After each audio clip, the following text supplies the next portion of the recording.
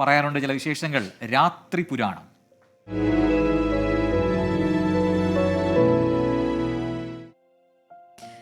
നമ്മൾ നേരെ പോകുന്ന വയനാട്ടിലേക്കാണ്. അവിടെ കരിന്തണ്ടൻ എന്ന ഒരു ആദിവാസി യുവാവിൻ്റെ കഥ വയനാട് ചുരം കയറിയവർക്കൊക്കെ അറിയാം എന്നാണ് എനിക്ക് തോന്നുന്നത്. എന്തായാലും കരിന്തണ്ടൻ എന്ന ആദിവാസി യുവാവിൻ്റെ ആത്മാവിനെ ചങ്ങലയാൽ ബന്ധിച്ചതെന്ന് കരുതുന്ന ഒരു മരം വയനാട് ലക്കിടിയിൽ കാണാം. വയനാടൻ ചുരത്തെ ബ്രിട്ടീഷുകാർക്ക് കാട്ടിക്കൊടുക്കുകയും അതേ ബ്രിട്ടീഷുകാർ ചതിച്ചു കൊല്ലുകയും ചെയ്തു എന്നാണ് ഈ കരിന്തണ്ടനെ കുറിച്ച് പറയുന്ന കഥ.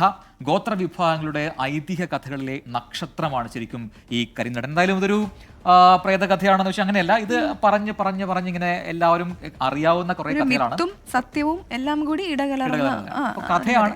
അത് കാണാം, അറിയാം. നേരെ വയനാട്ടിലേക്ക്.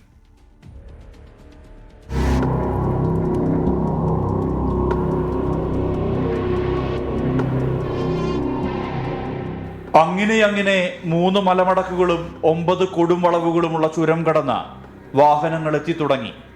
പക്ഷേ പലതും പാതി വഴിയിൽ അപകടത്തിൽപ്പെട്ടു. മലമടക്കിൽ നിന്ന് ആഴങ്ങളിലേക്ക് പതിച്ചു.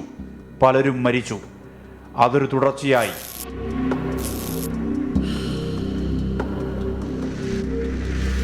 രാത്രിയെന്നോ പകലെന്നോ ഭേദമില്ലാതെ യാത്രക്കാർ അപകടത്തിൽപ്പെട്ടപ്പോൾ ഒരു ദിവ്യനെ നാടുവാഴികൾ കാര്യകാരണ അന്വേഷണത്തിന് നിയോഗിച്ചു.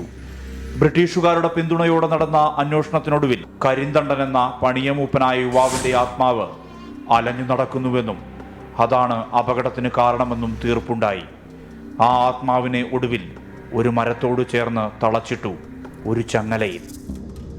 ആ മരം വളർന്നു, ഒപ്പം ചങ്ങലയുമെന്ന് വിശ്വാസം. ബ്രിട്ടീഷുകാർക്ക് ചുരം പാത കാട്ടിക്കൊടുത്ത ചിപ്പിലത്തോട് കാടുകളിലെ പണിയമൂപ്പനായിരുന്ന കരിന്തണ്ടനെ ബ്രിട്ടീഷുകാർ തന്നെ ചതിച്ചു കൊലപ്പെടുത്തിയെന്നാണ് പറയപ്പെടുന്നത്.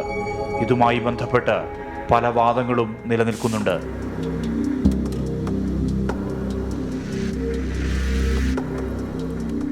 ഇത് വാസ്തവത്തിലൊരു മിത്താണ്. മൈസൂർ ഭരണാധികാരിയായിരുന്ന ടിപ്പു സുൽത്താൻ മൈസൂരിൽ നിന്ന് തിരുവിതാംകൂർ ഉൾപ്പെടെയുള്ള പ്രദേശങ്ങളിലേക്ക് എളുപ്പം യാത്ര ചെയ്യുന്നതിന് വേണ്ടി വളരെ പണച്ചെലവ് സഹിച്ച് വലിയ അധ്വാനത്തോടു കൂടി നിർമ്മിച്ച പാതകളാണ് ഇത് എന്ന് പിൽക്കാല ചരിത്രം പറയുന്നുണ്ട്. കരിന്തണ്ടന്റെ പൂർണ്ണകായ പ്രതിമ ചങ്ങലമരത്തോടനുബന്ധിച്ച് സ്ഥാപിച്ചിട്ടുണ്ട്. ചങ്ങലമരത്തിനടുത്തേക്ക് ജാതിമത വൈജാത്യങ്ങളില്ലാതെ മനുഷ്യരെത്തുന്നു. വിശ്വാസപൂർവം പ്രാർത്ഥനാനിരതരാകുന്നു. വെറ്റിലയും അടക്കയും പുകയിലയും ചുണ്ണാമ്പും സമർപ്പിക്കുന്നു.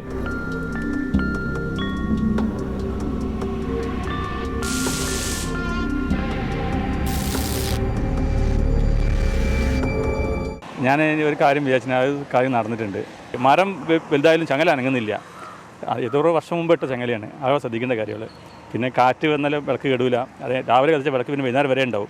ഈ വഴി കടന്നു പോകുന്നവരെല്ലാം കൗതുകത്തോടെയെങ്കിലും ഒന്ന് നോക്കിപ്പോകും കരിന്തണ്ടന്റെ പ്രതിമയും ചങ്ങലമരവും. മിത്താകാം, ചരിത്രമാകാം, ഐതിഹ്യ കഥയാകാം. എന്തായാലും ഗോത്രകഥകളിലെ ധീരതയുടെ പേരാണ് കരിന്തണ്ടൻ. ചങ്ങലമരത്തിൽ ഇപ്പോഴും ആ ആത്മാവുണ്ടെന്ന് വിശ്വസിക്കുന്നവരുണ്ട്. അതിനാൽ തന്നെ ദൈവികതയുടെ ഇടമാണ് ലക്കിടിയിലെ ചങ്ങലമരവും പരിസരവും. ഗോത്രജനതയുടെ കണ്ണുനീരിലും വിയർപ്പിലും ചോരയിലും വളർന്നതാണ് വയനാട്. അതിലൊരു പേരാണ് കരിന്തണ്ടൻ. മിത്തെന്നും ചരിത്രമെന്നും 2 വാദങ്ങളുണ്ട്. എങ്കിലും വിശ്വാസപ്പൊരുളിലുണ്ട് കരിന്തണ്ടൻ എന്ന പേര്. മനു ദാമോദരനൊപ്പം സുർജിത് അയ്യപ്പത്ത്, 24 വയനാട്.